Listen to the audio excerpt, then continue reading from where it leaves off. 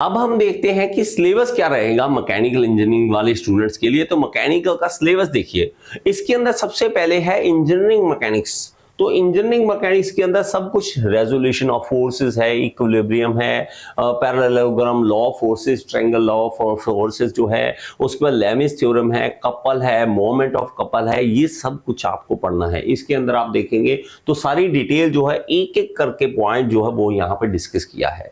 और यहाँ पे देखेंगे material science, second subject material science, strength of material. तो स्ट्रेंथ ऑफ मटीरियल और इंजीनियरिंग मैकेनिक्स आप एक साथ पढ़ेंगे। देखिए, पढ़ने की कला होती है। एक होता है कि आंखें बंद करके सीधा जो भी आप पढ़ रहे हैं चल रहा है, बस क्या पढ़ रहे हैं पता ही नहीं। लेकिन अगर आप देखेंगे तो इंजीनियरिंग मैकेनिक्स और स्ट्रेंथ ऑफ मटेरियल एक साथ आपको पढ़ने हैं। दोनों चीजें एक साथ पढ़नी, पहले ये और उसके बाद ये स्ट्रेंथ ऑफ मटेरियल। अब नेक्स्ट देखते हैं, हमारे पास देखिए मटेरियल साइंस है और यहां पे देखेंगे मशीनिंग है।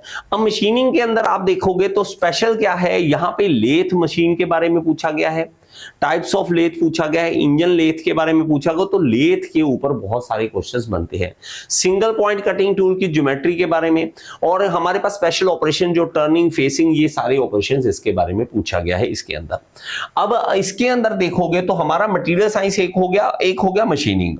अब यहां पर आते हैं वेल्डिंग। देखिए, वेल्डिंग बहुत ही मेन रहने वाला है, पहले बता रहा हूं आपको। वेल्डिंग जो बहुत ही ज्यादा ध्यान से पढ़ें, वेल्डिंग में से बहुत सारे क्वेश्चंस आपको पूछे जाएंगे, भर भर के पूछे जाएंगे, इसका बड़े ध्यान करना। आपने क्या करना है, वेल्डिंग पहले पढ़ लेना है, वेल्डिंग को प्रायोरिटी पे रखना है। उसके बाद आपको यहां पे आएंगे, जो मशीनिंग वाला मैंने आपको बताया मशीनिंग वाला करना है। तो आपको नंबर क्या रखना पड़ेगा, तो सबसे पहले आप जब स्टार्ट करेंगे तो आप इंजीनियरिंग मैकेनिक्स आप स्टार्ट करेंगे, वो सबसे पहले आप पढ़ें, सबसे अच्छा रहेगा। उसके बाद रहेगा स्ट्रेंथ ऑफ मटेरियल, सोम जिसे कह देते हैं। उसके बाद हम पढ़ेंगे तो मटेरियल साइंस पहले कर लेंगे, क्योंकि मटेरियल साइंस अगर आपको आती है तो आपको कोई भी ऑपरेशन समझना, आपको जो आपके पास मटेरियल है उसके अंदर क्या क्या चेंजेस आ रहे हैं उसके बारे में पढ़ना इजी लगने लग जाता है। तो उसके बाद आप आएंगे फोर्थ नंबर पर, तो हम स्टार्ट करेंगे हमारा टूल्स के बारे में, मशीन टूल्स के बारे में, जिसके अंदर लेथ वगैरह सब कुछ आएगा। लेथ आ जाएगा यहाँ पे, देखिए परस्लोटर, प्लेनिंग, ब्रॉचिंग, मिलिंग, ये सब कुछ आ जाएगा। इसके बाद आप आएंगे तो वेल्डिंग आप करेंगे, लेकिन वेल्डिंग के ऊपर पूरा जोर देंगे आप। और ये एक एक चीज मैंने करवाई है ऑल इन वन एजेवी कोर्स में आपको 100%। और एक ये नहीं कि मैं करवाई जा रहा हूं, मुझे ये है कि एग्जैक्टली जेई के ऊपर मैं फोकस करूं। जेई को अगर आप क्लियर करना चाहते हैं तो जेई कोर्स के लिए स्पेशल मैंने वीडियो बनाई है।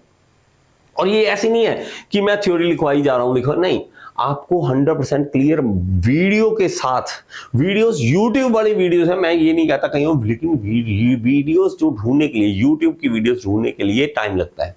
अगर मेरा 1 घंटे का लेक्चर है, उसके पीछे मेरे कम से कम 10-12 घंटे की मेहनत है, जो 1 घंटे में मैंने निचोड़ के दी है। वो all in one AJE course के अंदर आप ले सकते हैं, आप मेरे से। ओके, वेल्डिंग हो गया। उसके बाद आप आएंगे इस ग्राइंडिंग एंड फिनिशिंग वाले पे, ग्राइंडिंग एंड फिनिशिंग वाले पे, ग्राइंडिंग एंड फिनिशिंग पे। ओके, तो 7वें नंबर पे हम देखते हैं मेट्रोलॉजी, उसके बाद है मेट्रोलॉजी। ओके, मेट्रोलॉजी के बाद आप आएंगे, यहां पर 2 चीजें हम देखें, थर्मल इंजीनियरिंग है, इंडस्ट्रियल मैनेजमेंट है और फ्लूइड मैकेनिक्स है। तो हम यहां पर देखते हैं, तो 8वें नंबर पर हम रख लेते हैं थर्मल को, थर्मल। फिर 9वें नंबर पर फ्लूइड के साथ फ्लूइड मैकेनिक्स, फ्लूइड मशीनरी, जो हमारे पास सिलेबस में देखिए फ्लूइड मैकेनिक्स और हाइड्रोलिक मशीनरी है, तो ये आपको करना है। लास्ट में इंडस्ट्रियल मैनेजमेंट करना है आपको, लास्ट में इंडस्ट्रियल मैनेजमेंट करना है। तो ये इस तरह का होने वाला है, इंडस्ट्रियल मैनेजमेंट। तो ये सब कुछ आपको करना है, ये सब चीजें आपको क्लियर माइंड से, क्लियर तरीके से आपको पता होनी चाहिए। आपको बार बार कह रहा हूं, ऐसा मौका दोबारा नहीं मिलता है। फिर बाद में मत कहना कि सर ये मौका मेरे हाथ से निकल गया, और ऐसा मौका मिलना मुश्किल होता है। प्लीज इस मौके को फायदा उठाएं और मेरे साथ तैयारी करें, कॉन्सेप्ट बनाएं, तक जल्दी से। एक होता ना कि यार मैं अगर तैयारी करूं तो मुझे 6 महीने 10 महीने लग जाएंगे, नहीं, मैं इस तरह से तैयारी करवा रहा हूं आपकी, ताकि जल्दी से जल्दी आपकी कोर्स जो है वो हो जाए। और अगर आप फ्री हैं तो अब आप ये लगा लीजिए, आप अगर 10 घंटे 8 घंटे सोते हैं तो उसको आप 5 घंटे 6 घंटे में परिवर्तित कर दीजिए। अगर आप जॉब कर रहे हैं तो जॉब के साथ अगर तैयारी कर रहे हैं तो आपको रात का टाइम जो है वो ज़्यादा से ज़्यादा देना पड़ेगा, नींद हराम करनी पड़ेगी, नींदों को खोना पड़ेगा, लेकिन बाद में जो नींद आएगी जेईई बनने के बाद वो अलग ही होगी। ओके, ऑल द बेस्ट, और जल्दी से जल्दी इस कोर्स को ज्वाइन करके तैयारी स्टार्ट करें। All the best.